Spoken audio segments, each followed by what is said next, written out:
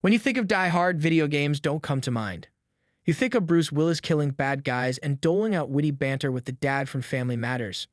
It might surprise you that Fox's celebrated action film spawned more than just 4 sequels of decreasing quality. It also spawned around 10 video games over 20-plus years. It's no secret movie-to-game adaptations have a checkered history, but Die Hard managed to have some decent entries. One of the better examples is Sega's Die Hard Arcade, released in 1996. Known as Dynamite Detective in Japan, Die Hard Arcade is a 3D brawler loosely based on the first film. AM1 and the Sega Technical Institute collaborated on development using the entry-grade SDV arcade system. It would be the last major project for the latter, as Sega disbanded the Technical Institute later that year. Like your typical beat-em-up, Die Hard Arcade supports up to 2 players. Players choose from John McClane, hero of the films, or his female sidekick, Chris Thompson, on a mission to rescue the president's daughter from terrorists. The game is divided into 5 stages set within a large building modeled after the setting for the first film. In keeping with the spirit of the movies, Die Hard Arcade begins with a bang as McClane and Thompson leap from a chopper under fire and onto a rooftop. Within seconds, players duke it out with bad guys throughout the top floor. Mechanics are simple: punch, kick, jump, and dodge. Movement is a little sluggish like other 3D action games from the era.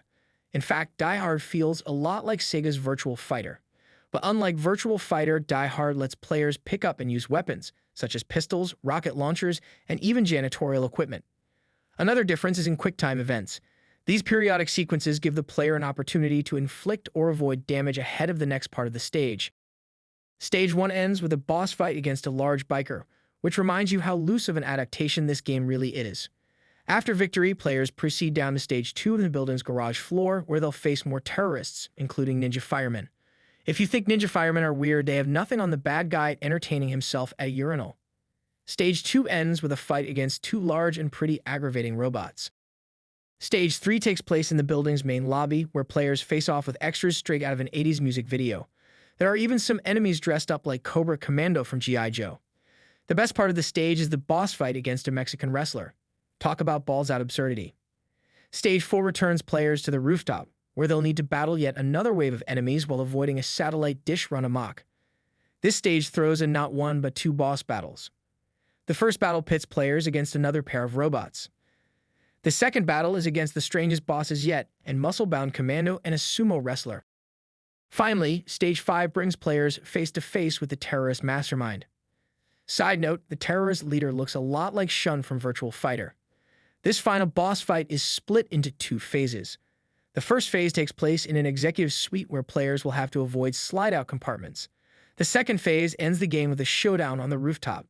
Once triumphant, players rescue the president's daughter, board a chopper, and fly off into the night.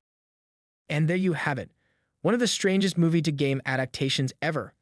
Like Tinder, Die Hard succeeds in delivering quick and casual fun, but without the unpleasant rash afterward. Sadly, Sega has yet to release the game on current eShops, though it did offer Dynamite Detective as part of the Sega Ages collection. Tune into our next episode when we check out Sega's other forgotten classic, Die Hard RPG. Thanks for watching. Till next time.